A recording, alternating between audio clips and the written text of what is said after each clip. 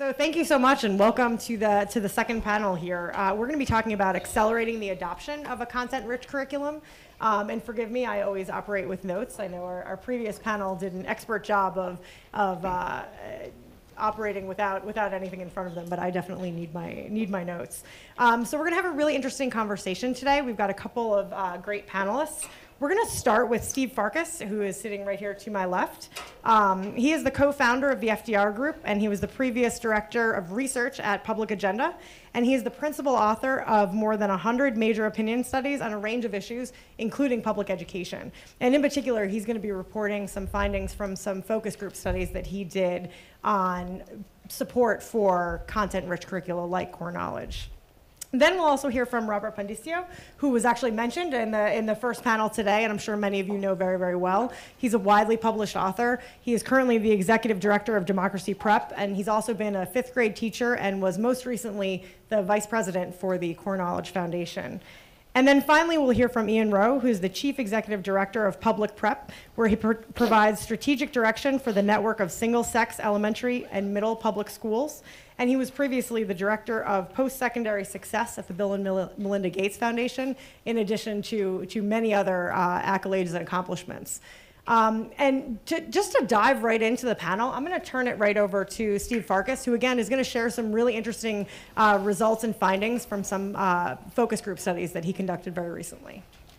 I was very proud of myself because I created these PowerPoint charts with bubbles. And, they're beautiful. I slaved over them. I mean, I'm going to, build up the story even more as time goes on. So that's enough about us. I was kind of tempted to talk about myself because I'm an immigrant. I'm Israeli American.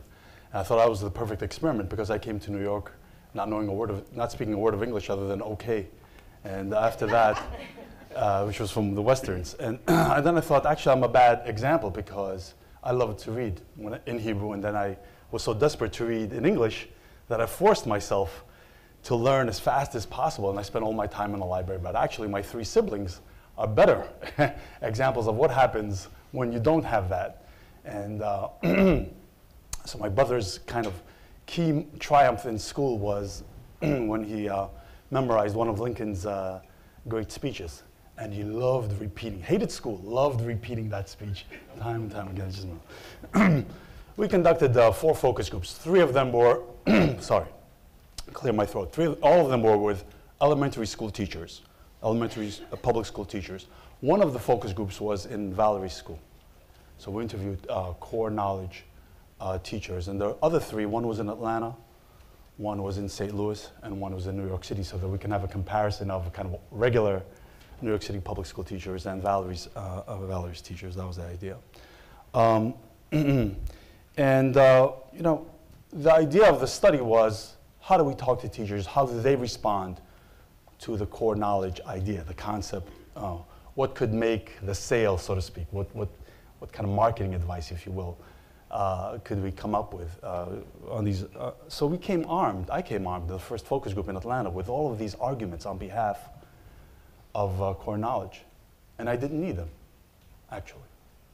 It turns out that teachers bring with them an innate set of attitudes and views on education that correspond very nicely to what a lot of the agenda of core knowledge is. Now, you'll have to forgive me because I might make a mistake and I'll say Common Core instead of core knowledge. It was a mistake that I did throughout the study. A lot of the teachers were making a lot of the same mistakes, so we'll, for that kind of language stuff, we'll talk about in a minute. But I'm not an education expert. I'm a public opinion expert. So we came with arguments, and we didn't need them. And my best advice to you is use what's there already, rather than trying to inculcate people with something that they don't come to the table with originally. So there are kind of key elements of core knowledge that are innately attractive. And I'll summarize what are the good news right up front, and that is teachers believe that knowledge is important. Elementary school teachers believe that scaffolding, Chigger told me this is the actual word to use, scaffolding works. They use building blocks as scaffolding. Elementary school teachers do want kids to become well-rounded, educated individuals. They care about that. It's not just about getting a job for them, for most of them. It's also about being well educated. And right now, another kind of benefit for core knowledge, the sense is that the curriculum is narrowing. So instead of graduating kids who are well-rounded, the focus is narrowing on math and reading skills and not broadening. And so finally, Common Core is an opportunity for core knowledge, given their state of mind right now. So as I said, that they come to the table with a lot of these attitudes to begin with. I asked one of the first substantive question was to ask them to react to a question without even mentioning core knowledge, to this statement. Kids should learn how to learn. Facts, figures, dates are not that important in the age of Google. React to that statement. And their first reaction in the first 20, 30 minutes, we ended up talking about this in these conversations. And if you've ever seen a focus group, you see how it goes back and forth. The knowledge is crucial, and teachers want balance between content and skills. And I had these quotes, so I'll read a couple of them to you. I'll cherry pick. Not being fluent in your facts is just a disservice to children, and I hate that we're moving away from it. It's almost like whole language. When they said spelling was not important, they'll figure it out. Well, they never figured it out. Atlanta. St. Louis. I think they need both. I think it's crazy to think that they need one or the other. Anybody who might say that probably isn't an educator. And I was fascinated that even memorization, and this is from them, I didn't prompt, like I said, this is the reaction to that first statement. And this is so fundamental to core knowledge. You kind of think this is your bread and butter, and this is where their action is for them. Even memorization has its place. And I know from doing two studies on professors of education, that memorization is really downplayed. I think I wrote it down, 36% of ed professors believe that teaching math facts, memorizing multiplication tables is important. Only 36% say it's absolutely essential. So here's a quote from a New York City teacher. By third grade, you need to memorize. This is not a core knowledge teacher. This is a regular New York City public school teacher. By third grade, you need to memorize the multiplication table. You should limit memorization of words and the facts, but there's a place for it. And then you try to have them understand the concept. So I thought, gee, even memorization has a place in their mind. I said building blocks of knowledge is something they believe in, a quote from New York City. By the time the child gets to the next grade, it's already assumed that I can teach this child this because of what they learned the year before. And they're constantly facing a classroom where the kids hadn't learned what they were supposed to have learned, and they're kind of starting from scratch again. So this is their real world that they have to face with. The notion that the curriculum has narrowed over the past few years is really prevalent out among teachers and in the districts. And it's a problem. We don't get to finish our science and social studies curriculum. We end up sweeping it under the rug because we have to cover all of the math, the ELA. Those are the subjects that are tested. That's where we're evaluated. She goes on, I trimmed the quote. And it's the kind of what does it mean to be a well-educated, a well-rounded, educated person? A quote from Atlanta.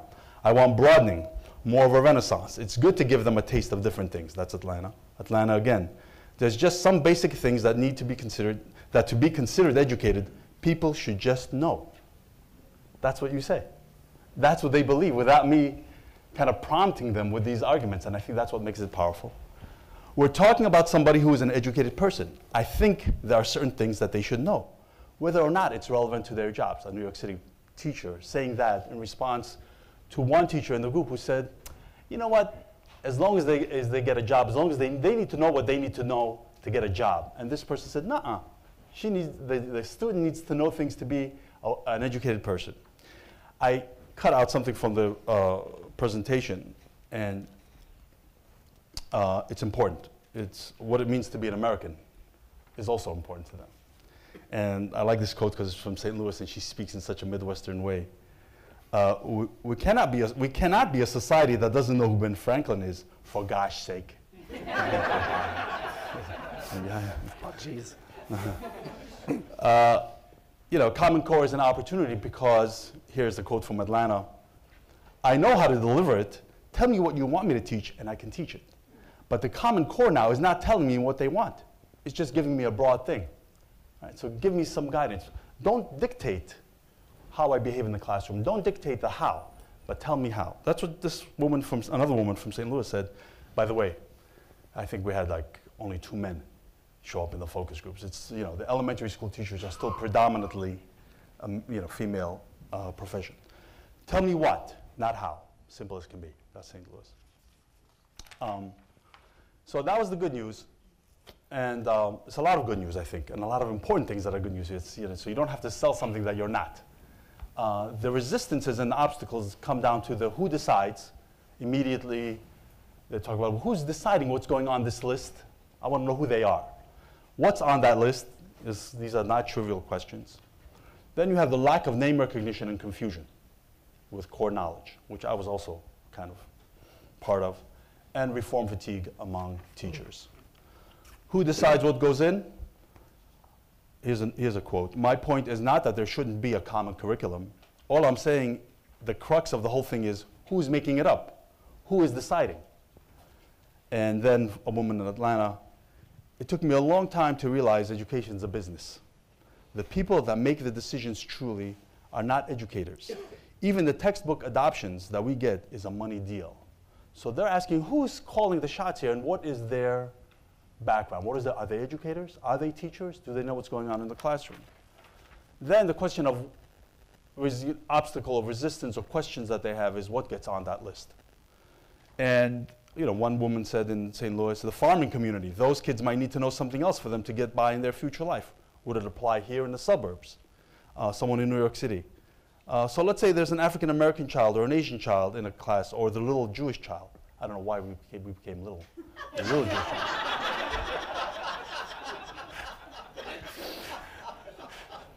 It's already been decided what's going to be taught, what's included, and who decided what's going to be to go into it. I can understand what they're trying to accomplish, but I wonder if it's even feasible. There's a little bit also about the politics. How do you get state, districts, the country to agree on the what goes in?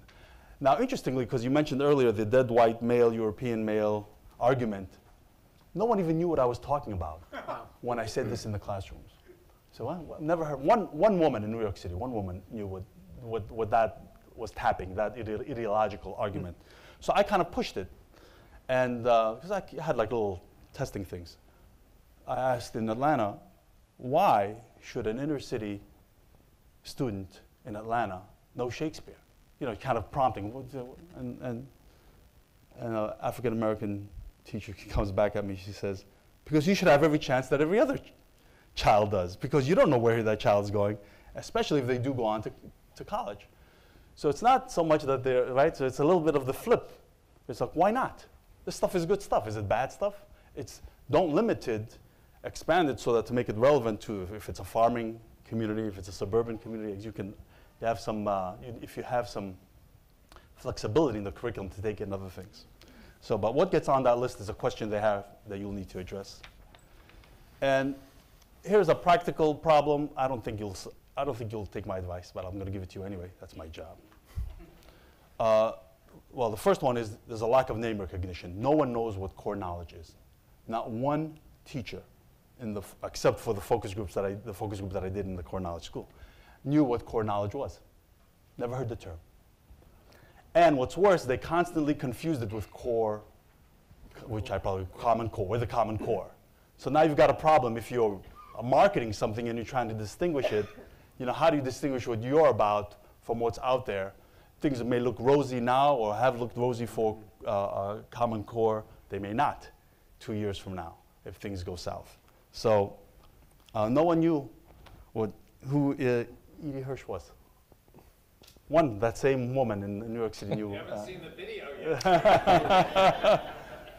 And to tell the truth, I'm an outsider myself because I didn't know it was Don. I was Edie Hirsch. That's what I used to know. I said, oh, you're really an outsider because Don is the name to go by. I said you wouldn't take my advice. I had a client who opened up a private school, very expensive private school for very wealthy people in New York City. And the name for their school was going to be the World Class Learning Academy. So they hired me to find out, just what people are interested in, and the name also, to check out the name. I said, people hate your name. They think it's something cheesy. They think it's something you're trying to be classy, but you're really not. You're like somebody says, I'm classy, and they're not really. That's a sign that they're not. And never changed the name. 3 years later, he calls me back and says, you know, the name is really getting in the way. I told you, change the name. It's hard. It's hard to let go of your baby. Some things are important to people, some things are, you know, are not. But here's a quote. Can you make them call it something different? This is Atlanta. Because that's all we're hearing is Common Core, so it's hard. How am I doing on time?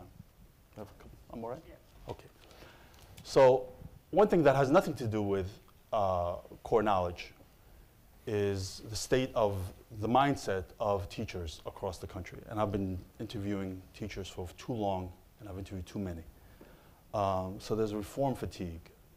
And I found this out 20 years ago, and it's even worse these days. So every time you try something new, there's an instinctive defensiveness, and kind of the knee-jerk reaction is, leave us alone.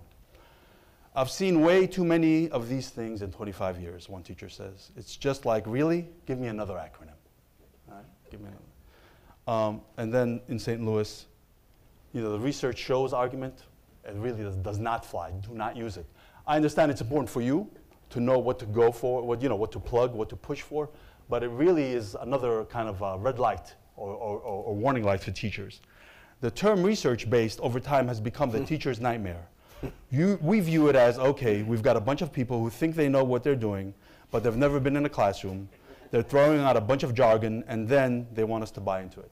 That's what it means to them. I think the other problem is that has nothing to do with core knowledge is even if you have, which you do have, a kind of receptive audience among teachers, that's just one piece of the puzzle in education.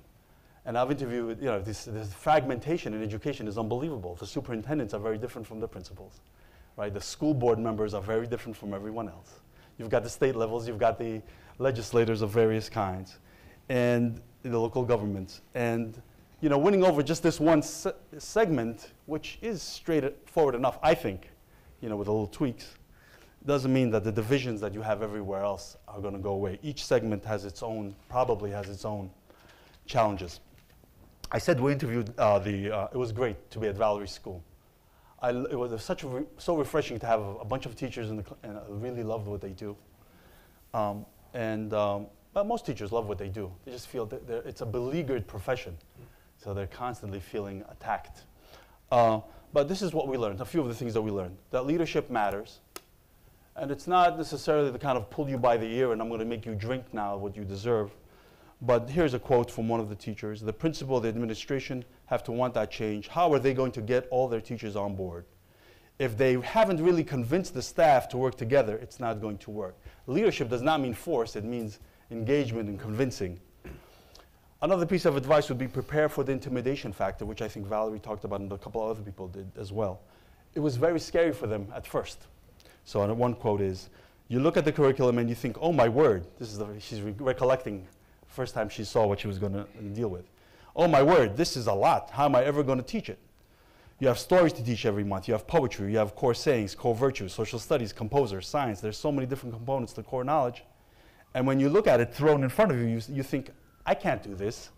One said, I went into the corner and I started crying. I called my mom, was another one. I can't do this, Mom. They talked a lot about the resources and the commitment. I think that came up also. But the commitment in terms of it's not a Chinese menu. This is one quote I liked. It didn't work out for a lot of schools who came to visit because they were interested in it. It didn't work out for a lot of them because they felt they could pick and choose, like the Chinese menu rather than taking all of it in.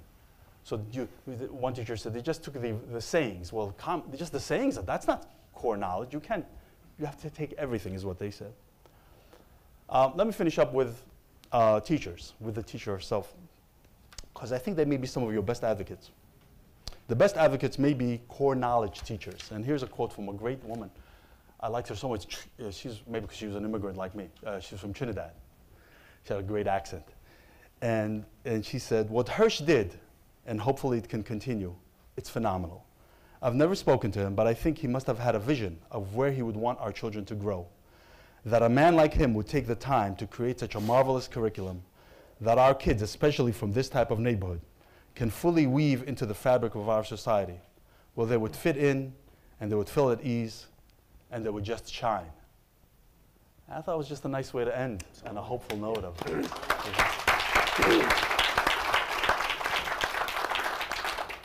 Thank you. There's a lot of meat in Steve's study, and it's worth reading all of the findings because I found it really, really interesting.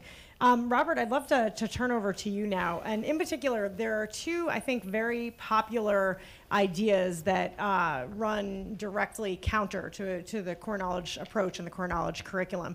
One of which Steve mentioned a little bit, and I think was mentioned earlier this morning, and another I don't think we've yet touched on. The first is the idea that now we're in an information age. We all have basically instant access to any piece of information you could ever hope to find. So why do we need it all stored in our memory if we have it all stored in our phones and our iPads?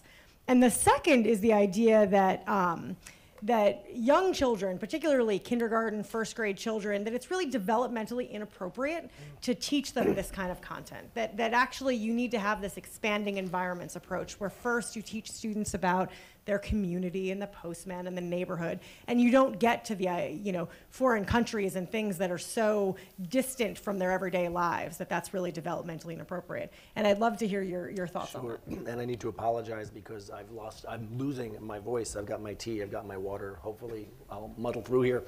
I guess I'm going to approach this. I kind of came up with this idea while I was listening to the last panel about why it's so hard to get effective adoption of core knowledge. So I've written a top 10 list, which I will now read for you. And let me warn you in advance, some of the items on this list will make you uncomfortable, and that's not an accident. So here are the things, the top 10 reasons, and I'm actually quite serious about this, despite the fact that I'm being somewhat glib, about why this is so hard. Number one, reading tests, and I will come back and talk about some of these. Number two, reading strategies. Number three, Bloom's taxonomy. Number four, reading levels. Number five, text complexity. Number six, leveled libraries. Number seven, teacher training. Number eight, education reform. Number nine, accountability. And number 10, Google. Let's talk a little bit about each of these and why each of these conspires against what we all know is the right and good thing to do for children. Reading tests, and Dan, thank you for the shout out before. Reading tests are content agnostic. So we can sit here all day and talk about how important it is for kids to know these things and how, well, I actually buried the lead here. The fundamental idea of core knowledge that I wish every teacher in America knew in your focus groups is that knowledge is literacy. Period, full stop. Knowledge is literacy. And I'm not sure, I would love to know in a focus group how well people understand that fundamental bedrock concept that your ability to read is a direct function of how much you know. Vocabulary, background knowledge, etc. Reading tests do not reward that bedrock principle, do they? Reading strategies. I was a fifth grade teacher for several years. I won't bore you with the story of how unless you insist, of how I was taught to teach reading to my students. And by way of context, the school in which I taught in the South Bronx is the lowest scoring district in New York City. My school was the lowest scoring school in that district, so I literally taught, by definition, in the lowest of the low. And in 5 years teaching fifth grade, I never had one single child who could not decode. They could all decode, but only 16% of them passed got 3s or 4s, as we say, on their state reading tests. So they could read, they could not comprehend, and the only person on God's green earth who was able to explain this to me was that man right there. And that's how I became a Hirschian. Number three, Bloom's taxonomy. If you've been a teacher, you know what the bottom level is on Bloom's taxonomy. Say it with me. It's knowledge. So that sends a semiotic signal, doesn't it? That it doesn't matter. That's just the stuff. Reading levels. If you've been a teacher, you have had a library filled with reading levels from, say, B to Q or whatnot, and every kid knows who they are. They are an F, they are an M. That is a knowledge-averse way of looking at reading, and if a kid has background knowledge, they are going to be a higher reader than their reading level would lead them and lead their teachers to believe. But this is how we teach teachers to assess reading, is on this formulaic model. Text complexity. Love me some Common Core. Not so sure about that reading level or the text complexity because, again, you can't subtract out background knowledge from not every lexile congruent text is the same thing based on your background knowledge. Leveled libraries, same thing, reading levels, leveled libraries. Teacher training. The name E.D. Hirsch, Don Hirsch, never came up in my 2 years in my master's work at Mercy College, where I attended thanks to the taxpayers of New York City in the New York City Teaching Fellows. And when I came upon his work on my own, and I would bring that up, I remember hearing one professor say, "Oh, that's that dead white guy stuff. Nobody takes that seriously." It's like, wait a minute, it has nothing to do with what he's writing about. How come we're not learning this? Ed reform and accountability. What do people in this universe spend their time on? Structural reforms, on data, on accountability, on teacher training, on merit pay, on and on and on. Structure, structure, structure, structure. None of this has anything to do with what teachers teach and what children learn. And that's just a blind spot that has made me crazy from the moment I started doing this work. You know, Common Core, I will say, is perhaps the first reform initiative in my career that it's weak tea, as it were, when it comes to the content, but it is prescriptive that there must be content. So it's this is why Core Knowledge and me and Manhattan Institute and Fordham, God bless Checker and Saul and folks like that for alienating themselves to a degree with their typical amen corner and standing tall for this, because this may be the one best chance we get to get this content if we forget all this other stuff that I'm talking about. But you know, in terms of accountability, we are still of the belief, I have no idea whatsoever what it means if you're a teacher to help your students make 1 year's growth in 1 year's time. I just have no idea what that means, literally. In math it makes sense. Math is hierarchical. Reading is cumulative. Every reading test is it not, a de facto test of background knowledge. It's a cumulative test in everything you've learned from the moment you came home from the hospital to the day you took that test. I don't think we account for that in our accountability schemes and in reading tests. So we can sit here until the sun goes out and talk about how important all this is, but you can see this mountain of structural impediments that get in the way of this very, very important idea. So we need to be spending as much time talking about those things as you know, why teachers and what. So the next focus group that Steve should do, I would argue, is to test this proposition. Do you understand, teachers, that knowledge is literacy? And the next focus group after that is, do you understand, policymakers, that knowledge is literacy? And then, do you understand, lawmakers, that knowledge is literacy? Because unless we change the apparatus around these, we're going to be here 20 years from now talking about exactly the same thing. I think I should stop. But we can come back to some of these ideas later. Yeah, thank you. And there's a lot that I want to chew on and probe on. But first, I want to turn to Ian. And one thing in particular, Ian, I was interested in your thoughts on. So Steve Focus Group showed, as he reported, that there's broad support for the principles behind core knowledge and a content-rich curriculum. But one thing that really stood out to me, there was a specific finding that I came across that was that while teachers were broadly supportive of the idea of core knowledge, the idea that disadvantaged students would most benefit from this kind of a content-rich curriculum didn't resonate with them. And I just was interested in your thoughts, you know, having, why do you think there is still such resistance when the research seems to show that this is exactly the kind of thing that would benefit disadvantaged students? Okay, yeah, and I will lead into the answer to that question. And first of all, good morning, everyone. First, I just wanted to say it's just an incredible honor to be here in a tribute to you, Don, because your work has been incredible and inspiring. And you know, when I read Cultural Literacy many years ago, I read it as more of a treatise on how we create a unified nation, that we were fragmented ethnicities. It wasn't until years later that I realized the power that it held in terms of educational impact. So thank you for everything you've done for our kids. As Kathleen mentioned, before I became CEO of Public Prep, our network of single-gender charter schools in New York in 2010, I was with the Bill and Melinda Gates Foundation with the post-secondary success team, and Stephanie Sanford is here too, who my colleague there. And it was interesting, you know, the post-secondary success team was very focused on this question of how do we dramatically improve the college completion rates, particularly for low-income young adults. And we invested a lot of money. You know, we invested about $450 million or so.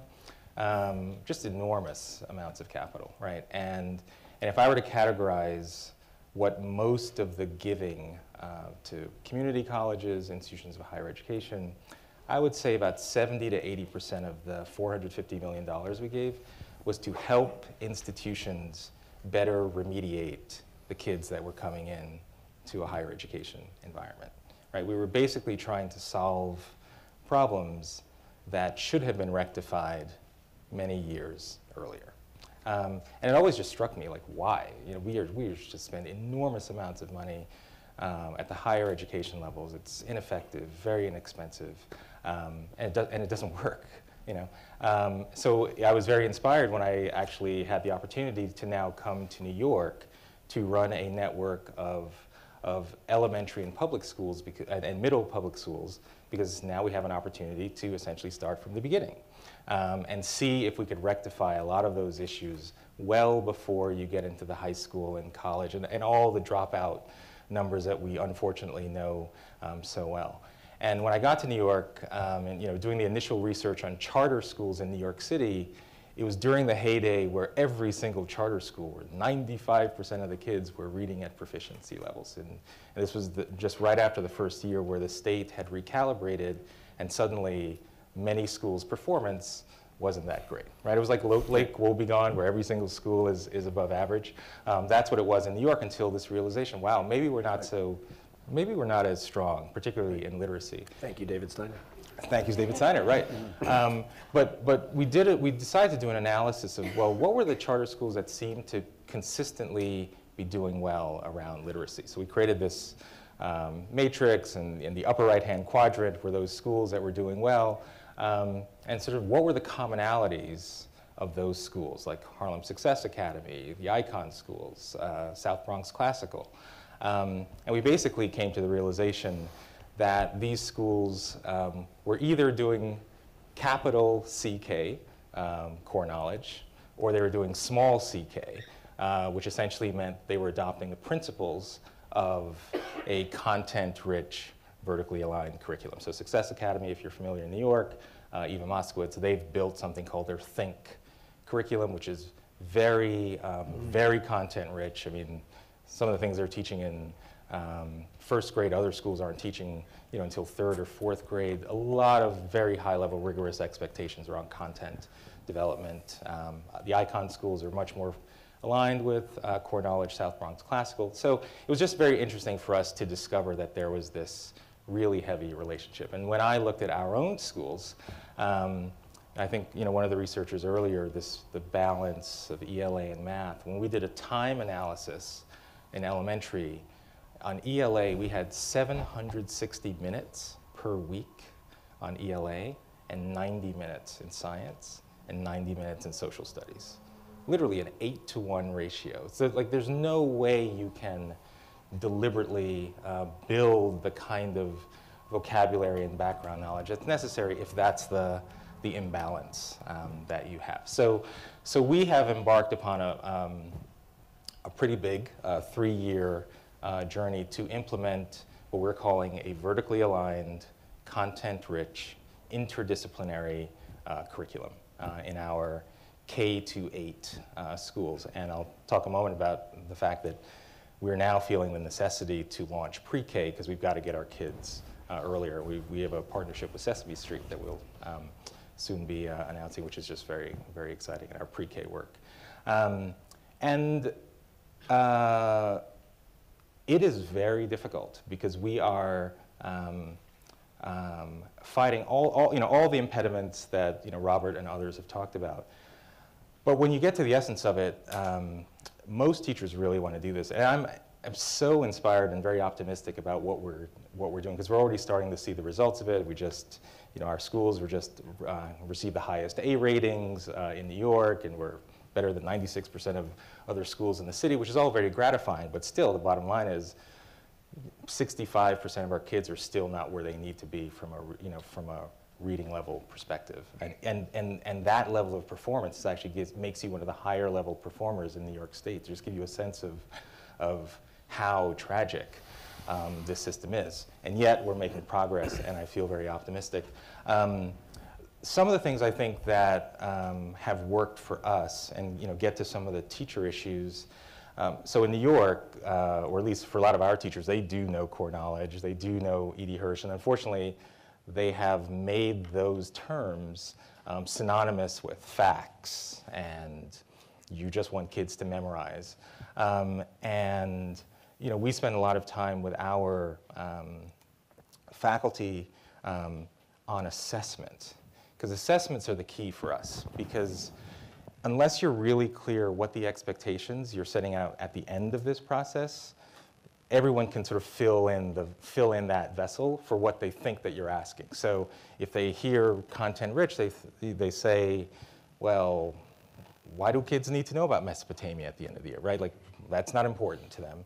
And so we spend a lot of time thinking about how do you construct assessments that are asking the right types of questions. So it's not so much about when did the Civil War occur, it's more how did the factors that led to the American Civil War compare and contrast to how Civil War has evolved in other parts of the world, right? You develop assessments that demand knowledge of content in order to do the critique and the analysis versus what is the dictionary or Google thing I could find very easily. And it sounds like a very subtle distinction, but it is hugely important in making the breakthrough for faculty to see why this is a very important shift in our thinking.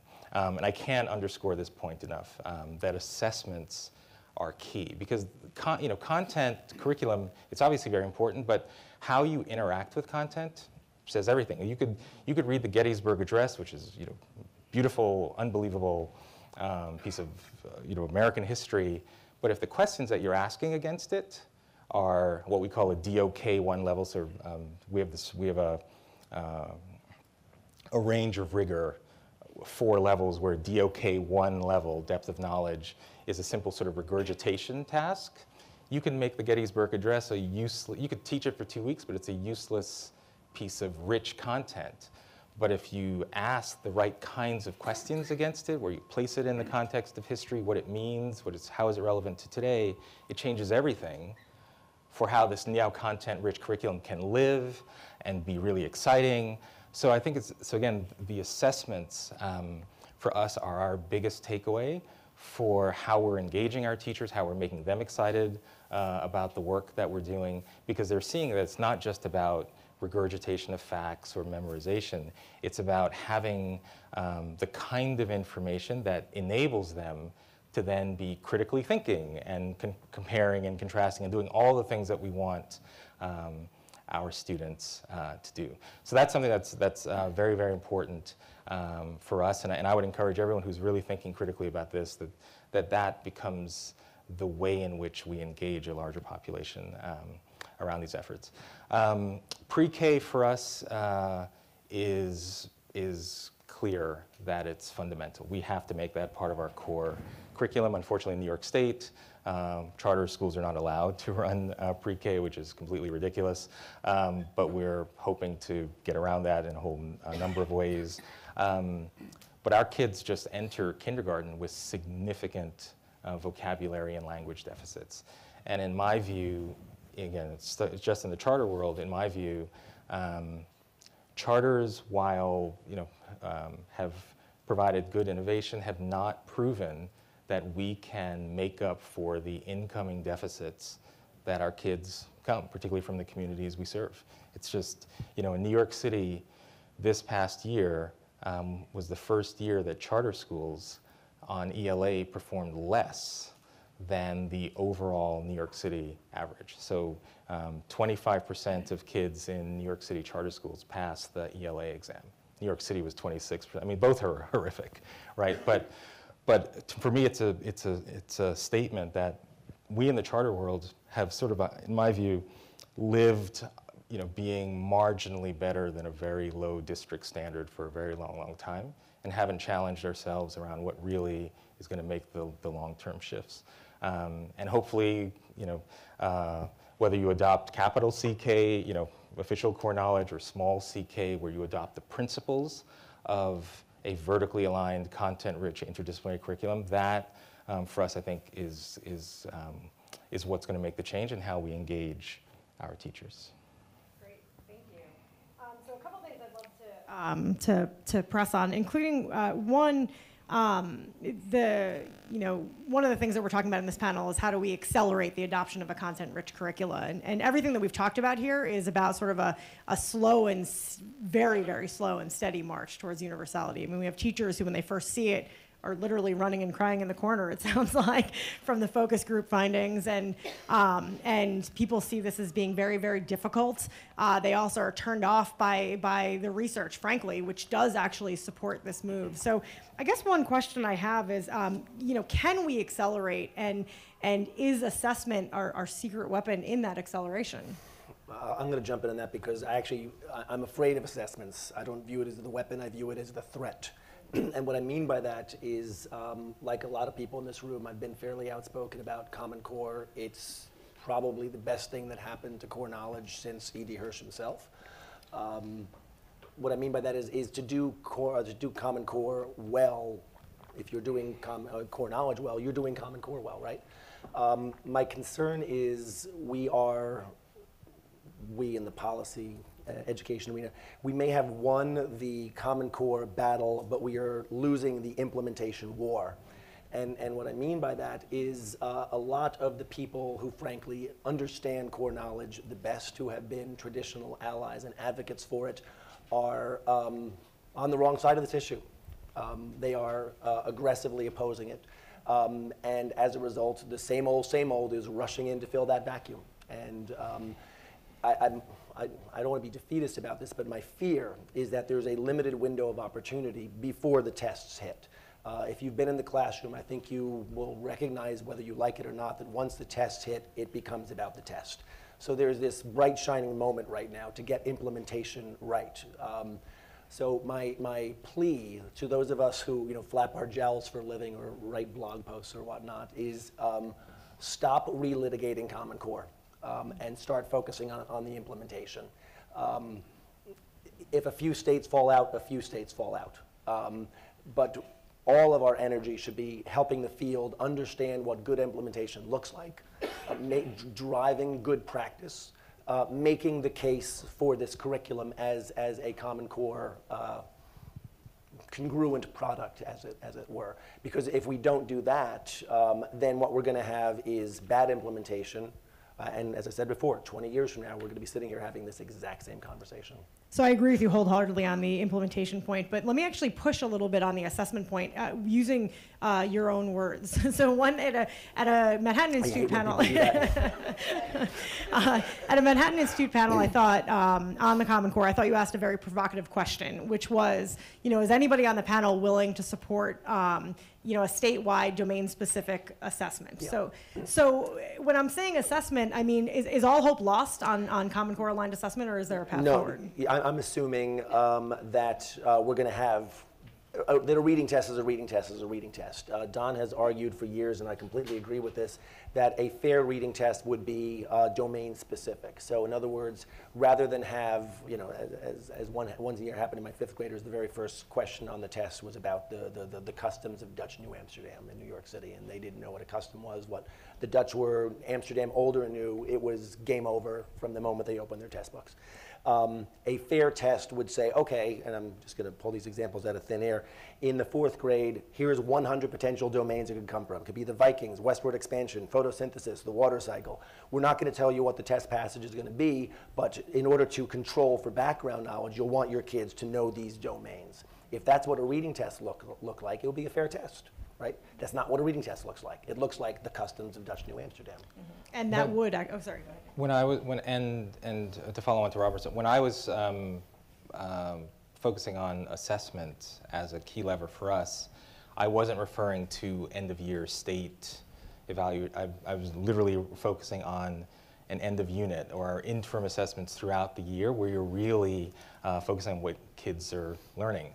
These are not necessarily multiple choice tests. We're much more focused on writing because you need to create a blank piece of paper with a question where kids can originate their content, not necessarily pick, of these three, which seems like the right answer, because they're vastly different learning opportunities. And we are making the bet that if we do that well, if we really ask the right questions with this vertically aligned curriculum, ultimately it will not matter what the state assessments are, because we can't guess, like the triannual revelation that the state tests are not rigorous enough, and so we're going to change. Who knows, We can only build what we can based on our own higher standard, right? Because the state test cannot represent the apex of our expectation for kids.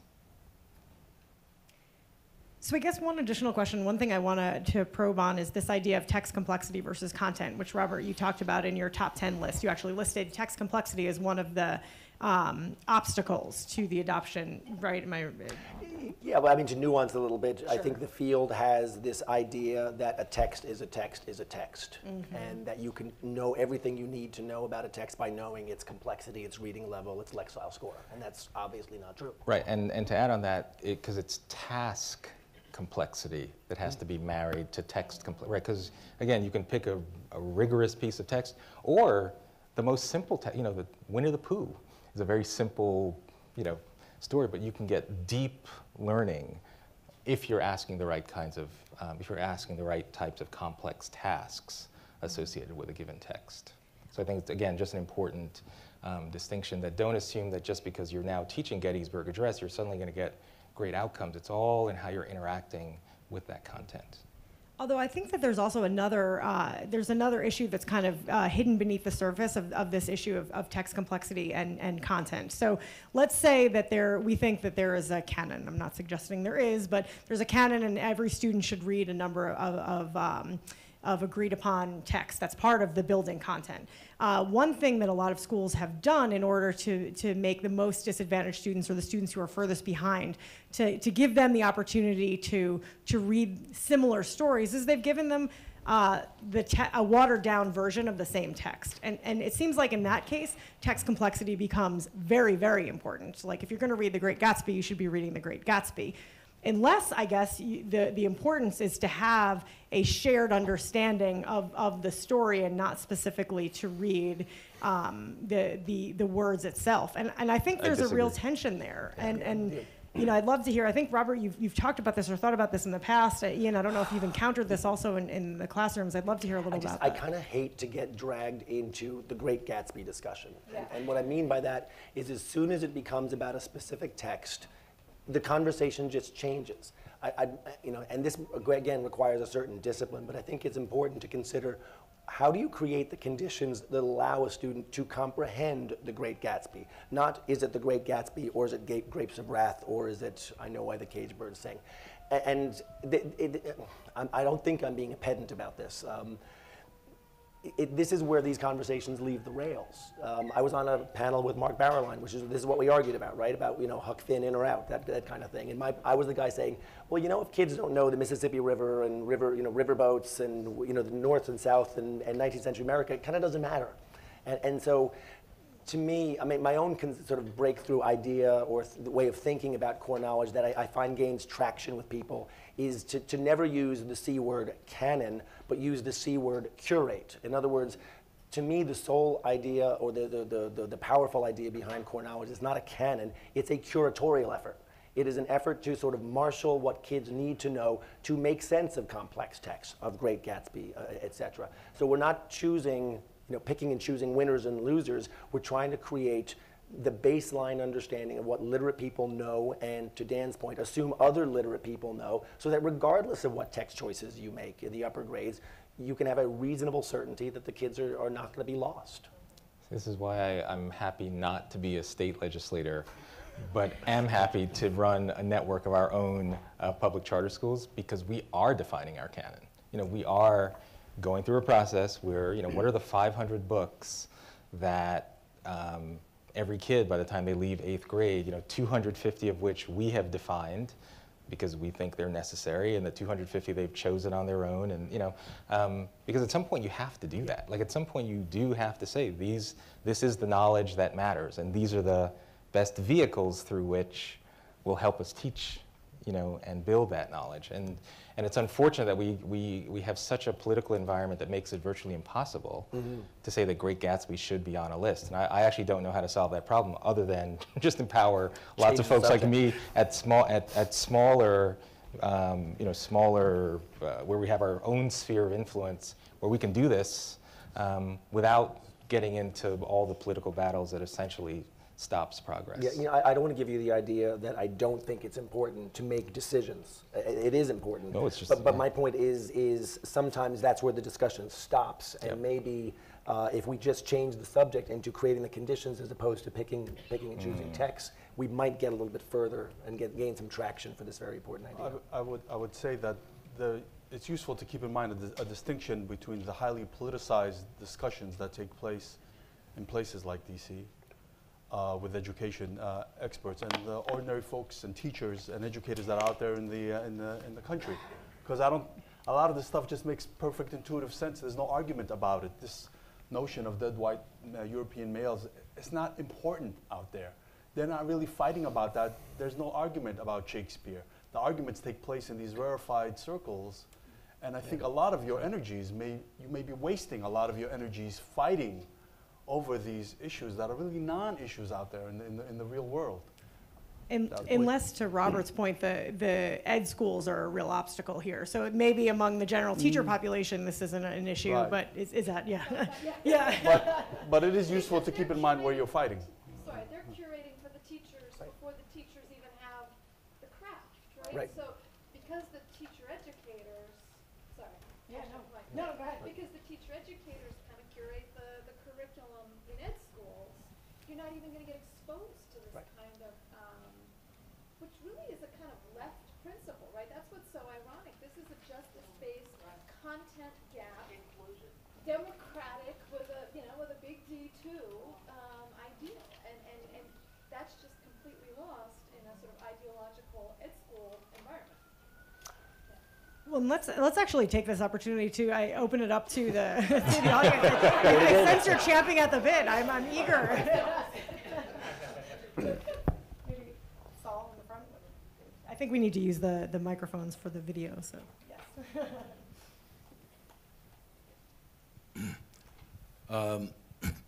Thank you. All the presentations were interesting, and we talk about the what are the obstacles to implementation.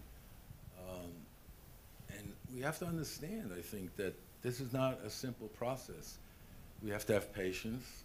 Politicians have no patience. They have to be reelected every 4 years, and they have to show that they're the education governor or the education mayor, and they're looking for quick fixes, including our president and his education secretary. But that is the real dilemma. How do you have patience? Because we're not doing a revolution like the Bolsheviks did, when you storm the Winter Palace and you throw the bums out. Yeah. The bums, unfortunately, the bums are still, you know, they're in the classrooms, in the education schools, and in the bureaucracies. And they're all the attitudes, the old regime's attitudes stay. So I'll scoop myself a little and give you an example, a very depressing example. I'm working on writing. How is New York City, the biggest school district in the country, implementing? What kind of curriculum are they implementing? Well, you have to ask a lady named Nancy Gannon, who is the director of education, of academic quality, and she did the process by which New York City decided on which curricula that should be recommended for K to 5. Nancy Gannon is proudly a Freirean. She's a devotee of Paulo Freire, and and so it's not surprising. For example, she's not going to get the DOE is not going to get on the bully pulpit and say, "Look, we tested Common Core here 3 years ago. Joel Klein ran this program. It's now the selection. I mean, Common Core knowledge." At 2, Saul Stern. Okay. And the state education department put it, you know, online. They're not going to go out to the principals and say that because of their own inherent attitudes. And so what do we wind up with? Of 500 schools, about 70 have chosen core knowledge in New York City, and over 450 have chosen the Pearson program. And I can guarantee you, without having looked at it, carefully, Pearson is not going to give you a content-rich curriculum, and that's the reality. These people are still there. Yeah. Yep. Actually, I have looked a little bit at the Pearson program. I think it's not bad, actually. I'm guardedly optimistic. But I mean, at the risk of repeating myself, there's something in military terms called the commander's intent, and I'm not a military guy, somebody explained this to me, that in the field, soldiers are not given minute-by-minute operating instructions. They're given something called the commander's intent, the big goal of the operation. The commander's intent for education would be knowledge is literacy.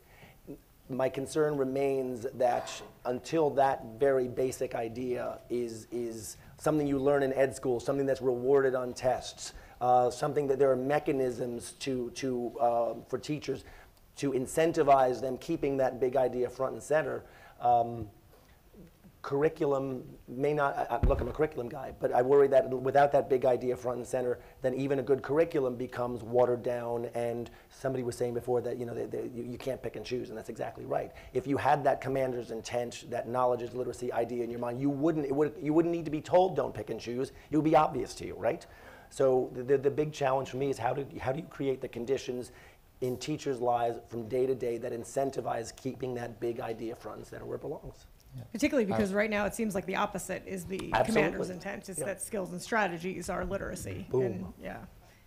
Other questions? Yes, Checker.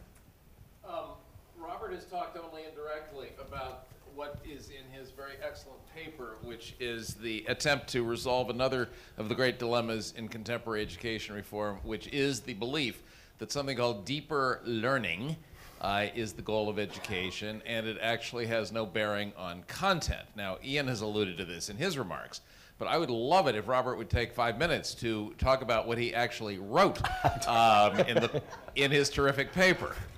Well, thank you. I did obliquely refer to it, but this is one of those great false dichotomies, is it not? That we think that we can, in the era of Google, why teach the 3 branches of government, or how a bill becomes law, or photosynthesis? If you need that information, you could Google. What's more important is deeper learning. On the one hand, this is an idea that is quite familiar to those of us who've seen, say, 21st century skills, where we think, well, the goal of schooling is not any particular body of knowledge, but it is what you do with that knowledge, your ability to problem solve, think critically, work in groups, communicate, etc. So on the one hand, you can easily see deeper learning as of a piece with that. That said, of course it's the big goal for education. Of course we want our 17-year-olds and 18-year-olds to go out into the world having learned to learn, as it were. The problem that you end up with is that many of these things, here we go again, this is a practitioner problem, right?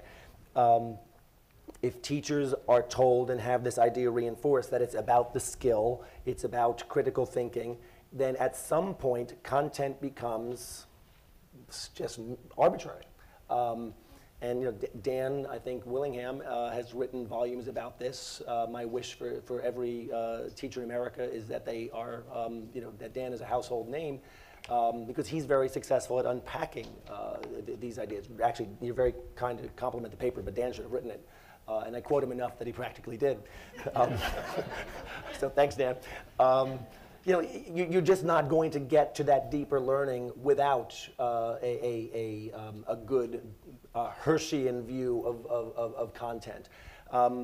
I recently, this was not in the paper, but it's a good anecdote. I was recently at a school in Philadelphia, which is run by a guy named Chris Lehman, and on paper, to be perfectly blunt, it's not my style of education. It's project-based learning. It's a lot of kind of fuzzy stuff.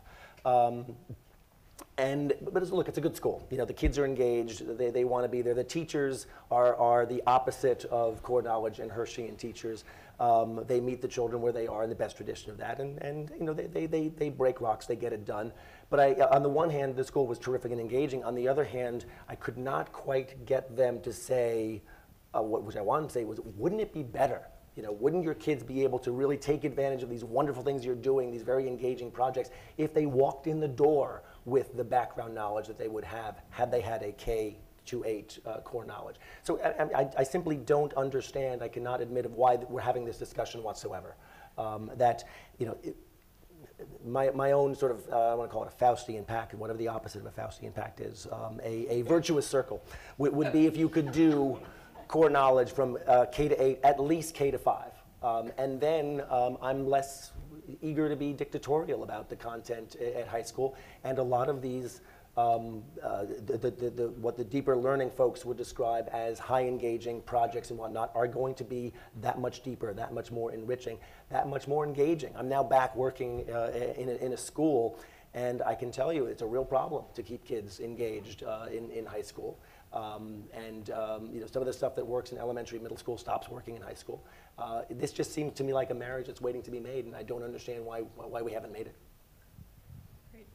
I think we have time for one more question. If there are any more questions, it looks like we have a couple. Yes.